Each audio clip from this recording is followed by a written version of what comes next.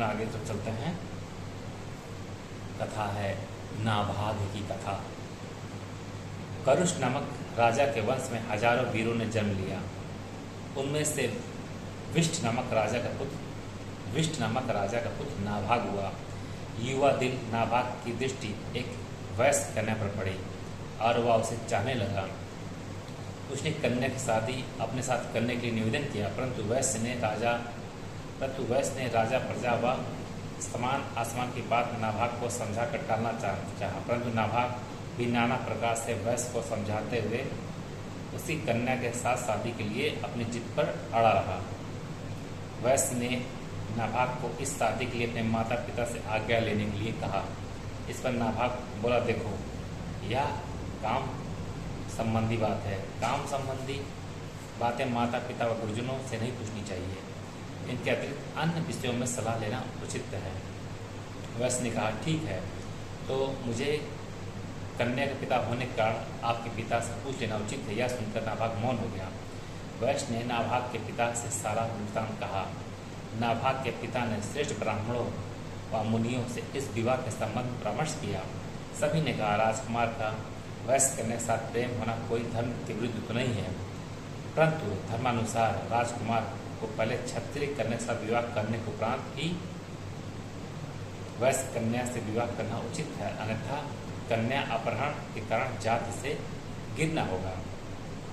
इस प्रकार मुनियों के वचन को सुनकर नाभाग ने अपनी तलवार निकालकर वैश्य कन्या को अपने अधिकार में ले लिया। बोला, अब मैं इस कन्या के साथ विवाह कर रहा हूँ, जिसमें सामर्थ्य हो वह इसकी रक्षा करे। वैश्य ने राजा के पास जाकर नाभाग से अपनी पुत्री को छुड़ाने के लिए निवेदन किया। राजा ने अपनी सेनाओं को नाभाग से युद्ध हेतु भेजा। नाभाग ने अकेले सभी सेनाओं को मार गिराया। फिर स्वयं राजा से सेनाओं के साथ पुत्र नाभाग से युद्ध करने के लिए आए। युद्ध में राजा को पुत्र से पराजित होना पड़ा। आकाश मार्ग में महर्षि नारद जी आए और राजा से बोले, हे राजा, युद्ध बंद करो। जो जाति भ्रष्ट हो गया हो उससे युद्ध नहीं करना चाहिए। यह तुम्हारा पुत्र विधर्मी व जाति भ्रष्ट हो चुका है। ब्राह्मण यदि पहले ब्राह्मण कन्या से विवाह करने के बाद या ब्राह्मणेतर कन्या से क्षत्रिय कन्या से विवाह करने के बाद क्षत्रियतर कन्या से वैश्य कन्या से विवाह करने के बाद शुद्ध कन्या से विवाह करे तो कोई दोष नहीं होता, परंतु तुम्हारे इस पुत्र ने पहले क्षत्रिय कन्या से विवाह किया है, बिना ही वैश्य कन्या से विवाह किया, इसलिए वैश्य के साथ युद्ध करना आपको उचित नहीं है, अतः युद्ध बंद कीजिए। राजा ने युद्ध बंद कर दिया तथा नाभाग की वैश्य कन्या से विवाह कर वैश्य बन गया। फिर उसने राजा के पास जाकर निवेदन किया, महाराज, अब मुझे अपने जीवन निर्वाह हेतु क्या करना चाहिए। राजा ने कहा, जाओ जो विप्रगण व मुनिगण परामर्श दें उसे ही करो।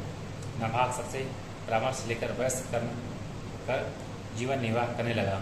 नाभाग का पुत्र भलंदन हुआ। इसके बड़े होने पर माता पिता ने इसे गोपालक होने को कहा। भलंदन हिमालय निवासी राजश्री के चरणों में उपस्थित हुआ। भलंदन ने प्रार्थना की, भगवान, मेरे माता पिता ने मुझे गोपालक होने की आज्ञा दी है और गोपालक का अर्थ होता है पृथ्वी का राजा, परंतु पृथ्वी पर हमारे शक्तिशाली कुटुंबियों का अधिकार है, अतः आप मुझे ऐसा ही मार्गदर्शन करें जिससे मैं पृथ्वी को प्राप्त कर सकूं। मैं आपकी आज्ञा का पूर्णतः पालन करूंगा। राजश्री नीप ने भलंदन पर प्रसन्न होकर सभी प्रकार के युद्धास्त्रों की शिक्षा दी।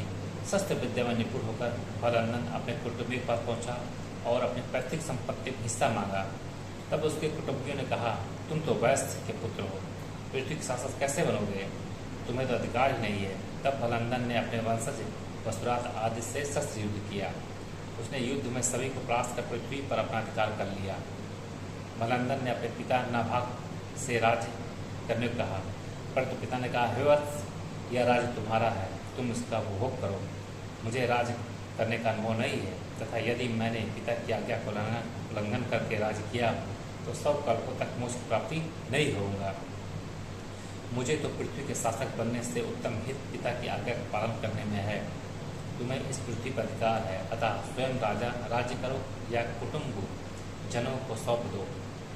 तब नाभाग की पत्नी सुप्रभा बोली, हे नाथ, आप राजग्रहण करें, क्योंकि ना तो आप ही वैश्य हैं और ना ही मैं ही, हम दोनों तो क्षत्रिय हैं।